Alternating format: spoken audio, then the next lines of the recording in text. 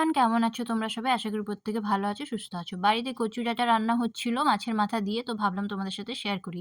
এখানে দেখো কচু ডাঁটাটাকে আগেই সেদ্ধ করে রাখা হয়েছে, আর এখানে মাছের মাথাটাও হালকা ভেজে নেওয়া হয়েছে। এরপরে কড়াই চাপিয়ে তেলটা গরম করে তেজপাতা, শুকনো লঙ্কা, তারপর জিরে ফোড়ন দিতে হবে।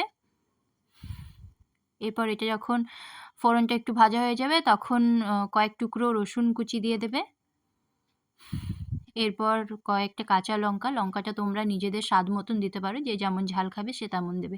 এরপর এগুলো একটু নেড়ে নিতে হবে যতক্ষণ না লঙ্কাটা একটু ভাজা ভাজা হয়ে আসবে, ততক্ষণ নাড়াচাড়া করে তারপর এখানে দিয়ে দিতে হবে হচ্ছে হলুদ গুঁড়ো, ধনে গুঁড়ো, জিরে গুঁড়ো এইসব, আর কাশ্মীরি লঙ্কা গুঁড়ো। লঙ্কা গুঁড়োটা তোমরা স্কিপ করতেও পারো, এটা কালারের জন্য জাস্ট দেওয়া হয়, না দিলেও চলে। এরপর এটাকে একটু জল দিয়ে ভালো করে মশলাটা কষিয়ে নিতে হবে, আর এর মধ্যে দিয়ে দিতে হবে এরপর ওই মাছের মাথাটা। এখানে আমরা ইলিশ মাছের মাথা ইউজ করেছি, তোমরা চাইলে অন্য কোনো মাছের মাথাও দিতে পারো। তো এটাকে এরপর একটু ভালো করে এই মশলাটার সাথে হালকা করে ভেজে নিতে হবে। এই যে দেখো ঠিক এরকম হবে।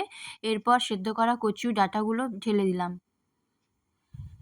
এরপর এটা আস্তে আস্তে হতে দিতে হবে। আর হ্যাঁ, এখানে কিন্তু কোনো রকম এক্সট্রা জল ইউজ চলবে না।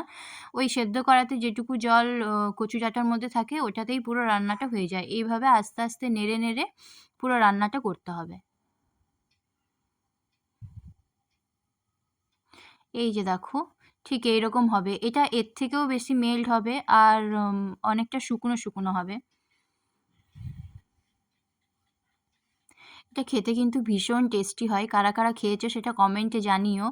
আর এটা না কচু শাক দিয়েও হয়, ওটাও খুব এটা সুন্দর খেতে লাগে। তো তোমরাও চাইলে বাড়িতে বানিয়ে দেখতে পারো এইভাবে, বেশ ভালো লাগে খেতে। আর কে কে খেয়েছো সেটাও কমেন্টে জানিও। চলো আজকের ভিডিও এই অবধিই থাক, দেখা হবে আরও অন্য ভিডিওতে। টাটা।